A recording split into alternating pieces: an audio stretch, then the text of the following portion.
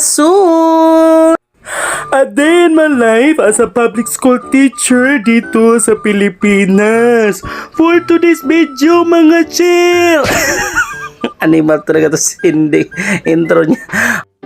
Ayan mga kagasu, luluwas na sa bukid si kagasu. Si Karan Queen, ayan nakasakay na tayo ng jeep. Ayan, mabuti hindi na pa tayo late. Maaga tayo dyan.